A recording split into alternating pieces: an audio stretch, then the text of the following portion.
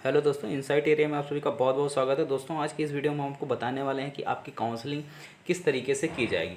यहाँ पे दोस्तों आपके लिए सबसे बड़ी अपडेट यह है कि आपकी जो काउंसलिंग है वो ऑनलाइन और ऑफलाइन दोनों ही मीडियम में है। ठीक है, अगर आप BHU की साइट पर देखें तो BHU की साइट bhuonline.in पर जब आप सर्च करेंगे तो कुछ इस तरीके का पेज खुलकर आपके सामने आएगा। यहाँ पे आप थोड़ा सा नीचे जाएंगे तो यहाँ आपको काउंसलिंग पोर्टल 2020, ठीक है, काउंसलिंग पोर्टल 2020 यानी 2020 देखने को मिलेगा। यहाँ पे आप एक है काउंसलिंग पोर्टल, तो काउंसलिंग पोर्टल अभी आपका लॉगिन नहीं होगा। काउंसलिंग पोर्टल आपका तब लॉगिन होगा जब आपको काउंसलिंग लेटर जारी किया जाएगा। फिर आप उस काउंसलिंग पोर्टल में आपने जो फॉर्म भरा था, जिस ईमेल आईडी से फॉर्म भरा था और जो आपने पासवर्ड डाला था, उस पासवर्ड से काउंसलिंग पोर्टल पर आप लॉगिन कर सकते हैं। लेकिन यहाँ पे हमें जानना यह है कि काउंसलिंग का क्या प्रोसीजर है। उसको जानने के लिए आप काउंसलिंग स्टेप पर क्लिक करेंगे तो ये जो है बुलेटिन आपका डाउनलोड हो जाएगा। और यहाँ पे देखिए डाउनलोड ऑलरेडी हमने कर लिया है, तो अब इसको हम ओपन कर रहे हैं। तो ओपन होगा कुछ इस तरीके से, जो है आपके सामने ये खुलकर आएगा। फिर यहाँ पे आपके ऑनलाइन देखिए, ऑनलाइन और ऑफलाइन दोनों ही मोडों में आपकी काउंसलिंग प्रक्रिया जो है स्टार्ट है। Read all guideline procedure and documents require for counselling very carefully as mention in call letter. जैसा कि कॉल लेटर में आपकी सारी डिटेल्स मेंशन की जाएगी, कौन से डॉक्यूमेंट्स और कौन सी आईडी कितनी लानी है, वो सारी चीज़ें आपकी कॉल लेटर में मेंशन की जाएगी। और कॉल लेटर जो है आपकी ईमेल आईडी, जिस ईमेल आईडी से आपने फॉर्म भरा है उस ईमेल आईडी पर सेंड किया जाएगा। आप बार बार चेक करते रहिएगा, क्योंकि BHU आपको बार बार सेंड नहीं करेगा। ये मत सोचिए कि BHU जो है आपको व्हाट्सअप नंबर या आपने जो नंबर दिया है उस पर मैसेज करे, या ऐसा कुछ नहीं है। BHU जो है डायरेक्टली आपने जो ईमेल आईडी से फॉर्म भरा है उसी पे मेल करेगा। तो ये आपकी जिम्मेदारी है कि आप उसको बार बार चेक करते रहिए। If you are opting for online mode but sure that there is no need for attending physical offline counseling।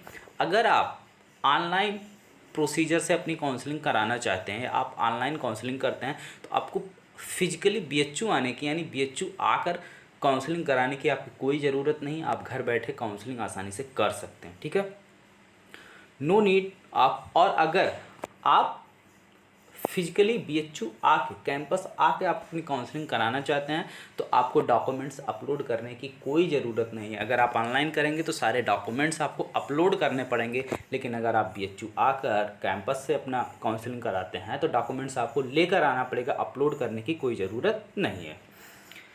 तीसरा है download call letter for counselling from your student log in of counselling portal. जैसा कि हमने कहा कि आप अपना counselling letter जो है BHU मेल करेगा, ठीक है, और अपना कॉल लेटर जो है आप BHU के काउंसलिंग पोर्टल, जहाँ से अभी हमने ये PDF डाउनलोड किया, वहीं से जो है उसके ऊपर लिखा था काउंसलिंग पोर्टल, तो वहाँ पे आप अपनी ईमेल आईडी लॉगिन करके आप अपना कॉल लेटर डाउनलोड कर सकते हैं।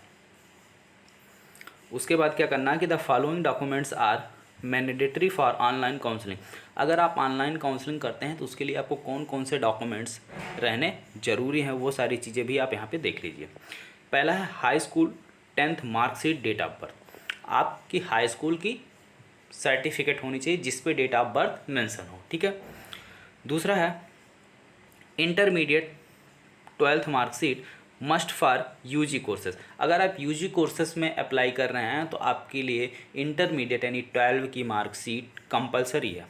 फॉर PG कोर्स, अगर आप PG कोर्स में अप्लाई कर रहे हैं तो उसके लिए ऑल सेमेस्टर ईयर मार्कशीट। अगर आप PG कोर्स में अप्लाई कर रहे हैं तो ऑल सेमेस्टर ईयर मार्कशीट का मतलब UG में जितने भी सेमेस्टर हैं सभी सेमेस्टर के मार्कशीट आपको ज़रूरी हैं। फोर्थ है caste certificate and income certificate. Caste certificate और इनकम सर्टिफिकेट भी आपका लगेगा। PWD medical certificate by CO with AX9, ठीक है। तो इसमें क्या है कि अगर आप PWD है यानी पर्सन विथ डिसेबिलिटीज़, अगर आपने जैसे PH में अप्लाई किया यानी हैंडीकैप में अप्लाई किया कि आप हैंडीकैप सीट से चाहते हैं, तो ये PWD जो सर्टिफिकेट आपको बनवाना होगा। PWD सर्टिफिकेट आप कहीं और मेडिकल से आपका मान्य नहीं होगा। BHU की जो मेडिकल कैंपस है वहाँ से BHU के मेडिकल से जो है आपको ये सर्टिफिकेट बनवाना पड़ेगा। तो आप पहले ही BHU के मेडिकल कैंपस में आके जो है, कैंपस में ही बीएचयू का मेडिकल वाला डिपार्टमेंट है, वहाँ से जो है आप अपना सर्टिफिकेट बनवा लीजिए अगर आप पीएच कैंडिडेट हैं तो। EWS search to claim seat under EWS quota. अगर आप EWS कोटा से अप्लाई किए हैं तो आपको EWS कोटे की ही सीट मिलेगी। BHU college students certificate for IP। अगर आप बीएचयू स्टूडेंट हैं, ठीक है, आप बीएचयू के स्टूडेंट रह चुके हैं तो उसके लिए आपको बीएचयू का जो है ID चाहिए। BHU college employ cert for, अगर आप एम्प्लॉय कोटे से हैं तो आपको बीएचयू के एम्प्लॉय सर्टिफिकेट बनवाना पड़ेगा, ठीक है, आप बीएचयू के एम्प्लॉय सर्टिफिकेट बनवाइएगा। तो ये सारी चीज़ें जो है यहाँ पे डॉक्यूमेंट्स लिखा हुआ है ऑनलाइन काउंसलिंग में, ये सारी चीज़ें डॉक्यूमेंट्स आपको अच्छे से स्कैन करके अपलोड करना पड़ेगा। आप स्कैन जो है स्कैनर से कीजिएगा। मैक्सिमम लोग क्या करते हैं, मोबाइल से फ़ोटो खींचकर आप अपलोड कर सकते हैं, लेकिन अपलोड करते समय ये सारी चीज़ें आप अच्छे से ख्याल रखिएगा कि हर एक डॉक्यूमेंट्स बिल्कुल क्लियर दिखना चाहिए, ठीक है, कोई भी डॉक्यूमेंट ब्लर ना हो, इस बात का खास ख्याल रखना। इसीलिए हम तो यही बोलेंगे आप बाकायदे अच्छे से जो है स्कैन कर लीजिएगा स्कैनर से। The other documents if available may be uploaded and if not then uploaded sign undertaking.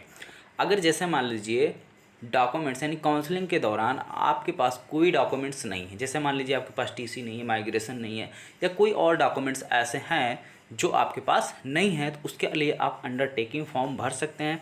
और अंडरटेकिंग फॉर्म में क्या है कि आपको बीएचयू के द्वारा एक डेट दिया जाएगा। जैसे पहले जब काउंसलिंग होती थी तो अंडरटेकिंग में डेट जो है 31 अक्टूबर तक मिलती थी। हालांकि यहाँ पे कोरोना के वजह से जो है आपकी काउंसलिंग काफ़ी लेट है, तो अब ये देखना है कि बीएचयू आप अंडरटेकिंग यानी आपको कितने दिन का टाइम देता है सर्टिफिकेट जमा करने के लिए, ठीक है। तो अगर आपके पास कोई डॉक्यूमेंट्स नहीं है तो आप इसके लिए भी बिल्कुल भी मत डरिए कि हमारा काउंसलिंग नहीं होगा, आपका काउंसलिंग होगा। जो भी डॉक्यूमेंट्स आपके पास नहीं है आप उसकी अंडरटेकिंग फॉर्म भर सकते हैं, ठीक है। और अगर वही काउंसलिंग आप ऑफलाइन कराना चाहते हैं तो सारे डॉक्यूमेंट्स जो डॉक्यूमेंट्स हमने ऑनलाइन में अपलोड करने के लिए कहा वो डॉक्यूमेंट्स आप सारी डॉक्यूमेंट्स लेकर आएंगे, ठीक है, और सेल्फ अटेस्टेड करेंगे। पहले तो अटेस्ट करवाना पड़ता था, लेकिन अब जो है आप पूरा जो है फोटोकॉपी पे सेल्फ अटेस्टेड यानी अपनी खुद की सिग्नेचर करेंगे। On the specific date and time of counselling follow the procedure and instructions given the venue of preference entry and verification, ठीक है। इसके लिए क्या है कि अगर आपको जो भी टाइम दिया गया है आप बिल्कुल उसी टाइम पर, अगर आप ऑफलाइन काउंसलिंग करवाना चाहते हैं तो उसमें आपका टाइम मेंशन किया गया है कि आपकी काउंसलिंग किस दिन कितने बजे से होगी, तो उस दिन उस टाइम आपकी उपस्थिति जो है अनिवार्य है अगर आप ऑफलाइन काउंसलिंग करवाते हैं तो। इसमें एक काम और आपको करना होगा, प्रेफरेंस एंट्री फॉर्म भरना होगा, ठीक है। प्रेफरेंस एंट्री फॉर्म जो है आप चाहे ऑनलाइन काउंसलिंग कराइए या ऑफलाइन काउंसलिंग कराइए, दोनों ही केसों में आपको प्रेफरेंस एंट्री फॉर्म भरना होगा। प्रेफरेंस एंट्री फॉर्म होता क्या है कि प्रेफरेंस एंट्री फॉर्म में आप ये सारी चीज़ें मेंशन करते हैं कि हमको कौन सा सब्जेक्ट चाहिए, हमको कैंपस चाहिए या एफिलिएटेड कॉलेज चाहिए, ठीक है। जैसे बीएचयू कैंपस में लेना है कि एमएमबी में लेना है, या फिर इससे रिलेटेड डीएबी हो गए, आपके आर्या महिला पीजी कॉलेज हो गया, बस, ठीक है, बीएनएस हो गया। तो ऐसे कई कॉलेजेज हैं जो बीएचयू से एफिलेटेड हैं। तो अगर आप वहाँ पर भी एडमिशन लेना चाहते हैं तो प्रेफरेंस एंट्री फॉर्म में आप उसकी प्रेफरेंस देंगे तो वहाँ पर भी आपको एडमिशन मिल सकता है। तो ये सारी प्रोसेस जो है यहाँ पे जो है आपके काउंसलिंग अच्छे से दी हुई है।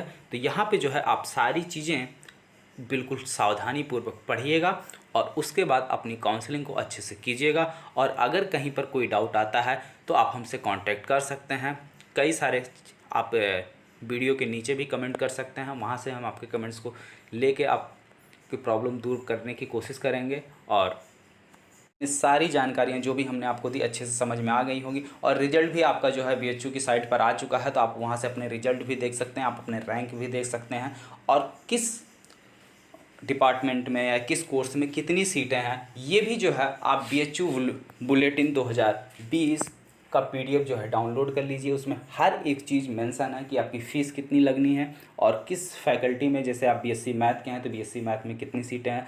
बीएससी मैथ में कैंपस में जो है टोटल 573 सीटेड हैं और 96 सीटें जो है आपकी एमएमबी में है। तो इस तरीके से सारी चीज़ें वहाँ आपको मेंशन है। अगर आप डाउनलोड नहीं कर पा रहे हैं या डाउनलोड करने में आपको दिक्कत है तो भी आप कमेंट बॉक्स में कमेंट कर सकते हैं, हम पीडीएफ का लिंक आपको दे देंगे, ठीक है। और स्टूडेंट, अगर अभी तक आपने हमारे चैनल को सब्सक्राइब नहीं किया हो तो चैनल को सब्सक्राइब कर लीजिए। हमारा चैनल आपके बीएचयू के एडमिशन तक से लेकर आपके हॉस्टल अलॉटमेंट तक हर एक स्टेप पर आपको वीडियो के थ्रू हेल्प करता रहेगा। इसके लिए आप हमारे चैनल को सब्सक्राइब कर लीजिए और साथ ही बेल आइकन का बटन भी दबा लीजिए, जिससे हमारी हर एक नई अपडेट का नोटिफिकेशन आपको मिलता रहे। Okay, thank you.